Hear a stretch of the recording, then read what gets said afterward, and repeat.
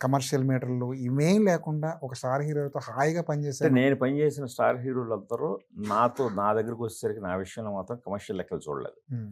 ఆ రోజున చూడాలనుంది చేసినప్పుడు చిరంజీవి గారు అసలు ఒక యమహానగర్ లాంటి పాట ఒప్పుకోవడం ఏంటైనా అవును. ఒక ఇంట్రో సాంగ్ అవును. బ్రేక్ డాన్సుల్లో ఆయన ఎంత డాన్స్ చేస్తారు అనే రోజులు అవి. హ్మ్. సో అసలు చిరంజీవి గారి ఇంటర్వ్యూ సాంగ్ అంటేనే డాన్సులు. డాన్సులు అవును. అలాంటిది ఒక క్లాసికల్ ఒక ఫ్యూజన్ సాంగ్ పెట్టాను నేను. హ్మ్. దాన్ని ఆయన యాక్సెప్ట్ చేయడం ఏంటి?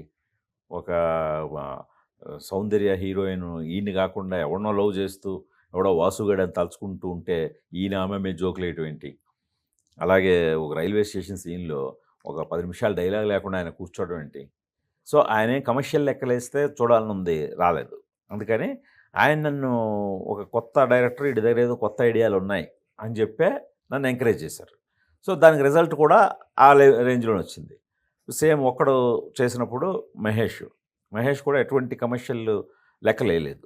లేకపోతే ఇప్పుడు ఇంటర్వెల్ ముందు మీకు సాహసం శ్వాసగా అవును. సాగిపోనే పాట రాదు. మామూలుగా ఇంటర్వెల్ ముందనంటే మీకు చాలా ఒక ఫాస్ట్ నెంబర్ ఉండాలి. అవును. ఆడియన్స్ జనం ఫ్యాన్స్ ఊగిపోవాలి హ్మ్. మళ్ళీ క్యాంటీన్‌ల దగ్గరకొచ్చి. అలాంటిది ఒక క్లాసికల్ సాంగ్ అది. సాహసం శ్వాసగా సాగిపో అనేది. అది ఒప్పుకోడు గదా! సో, ఇలాగా నా హీరోలు ఇప్పుడు బన్నీ ఉన్నాడు. బన్నీ కూడా గోనగన్నారెడ్డి లాంటి పాత్ర ఒక అవును. దీంట్లో వచ్చి చేయాలనుకోడుగా ఒక హిస్టారికల్‌లో వచ్చి. అవును. సో, ఇలా నేను పనిచేసిన హీరోలెవరు నన్ను వాళ్ళ స్టార్ ఇమేజ్‌లో వాళ్ళు నన్నేమి బంధించలేదు.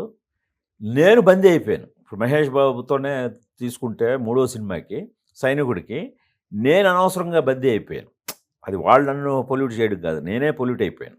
ఇప్పుడు ఓకే. మనకి ఇలాగ వర్కౌట్ అవుతున్నాయి. ఇదిగో ఇది ఇలా వెళ్దాం, ఇది ఇలా వెళ్దాం అని ఆ స్కేలు, గీలు చూసుకుంటూ ఒక ఐటెమ్స్, యాక్షన్స్ ఏం బాగున్నాయి, ఏమి ఇలాంటి ఒక దీంట్లో వెళ్ళడం అనేది నా పొరపాటు వల్ల జరిగింది తప్పితే ఆర్టిస్టులు నన్ను ఎప్పుడూ ఇన్‌ఫ్లుయెన్స్‌ను ఇది రిస్ట్రిక్ట్ చేయలేదు.